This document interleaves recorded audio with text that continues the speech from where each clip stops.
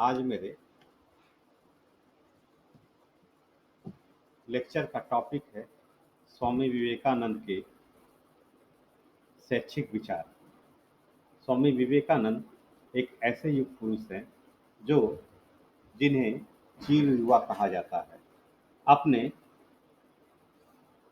39 वर्ष 5 माह 24 दिन के जीवन काल में उन्होंने ऐसे विचार प्रकट किए कि जिससे पूरा विश्व उनके दिखाए हुए मार्ग पर आज भी चल रहा है। उन्होंने कभी भी शिक्षा को प्रत्यक्ष रूप से प्रकट तो नहीं किया, लेकिन उनके विचारों में शिक्षा के बहुतायत तत्व निहित हैं। उन तत्वों के आधार पर शिक्षा जगत ने उनके विचारों को आत्मसात किया और उसे शिक्षा के विभिन्न स्तरों पर क्रियान्वित किया। उस क्रियान्वयन में उन्होंने केवल किसी देश की परिधि या किसी समय की परिधि या किसी सब्जेक्ट या अनुशासन की परिधि से ऊपर उठ के मानव निर्माण के बारे में सोचा। उन्होंने पूरे विश्व को एक गांव माना, एक क्षेत्र माना और पूरे विश्व को मानवता से ओतप्रोत करने की शिक्षा प्रदान किया।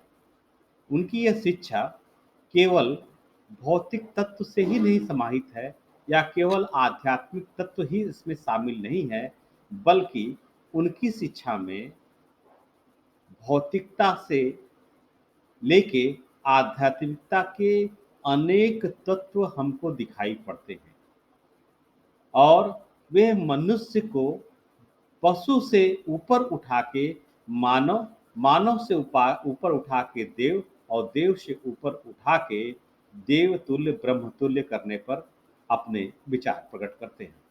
और वे एक भारतीय ज्ञान परंपरा के अंतर्गत वेदांत को नए सिरे से व्याख्यानित करते हैं, उसे नव वेदांत का स्वरूप प्रदान करते हैं।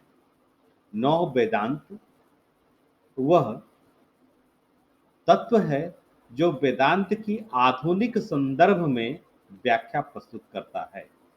वेदांत के सिद्धांत इस रूप में परिलक्षित होते हैं कि वे समय और काल की परिस्थिति से समाप्त नहीं होते हैं, बल्कि नवीन रूप में, नवीन समय में, नवीन काल में, नवीन परिस्थितियों में अपने एक नवीन रूप में पुनः उपस्थित हो जाते हैं। स्वामी विवेकानंद इसी बात को लेके शिकागो धर्म सम्मेलन में जाते हैं और वहाँ से वो जो उनकी शुरुआत होती है वो पूरे विश्व में आज भी कहीं न कहीं उनकी भौतिक शरीर की अनुपस्थिति के पश्चात भी चलायमान है और चल रही है।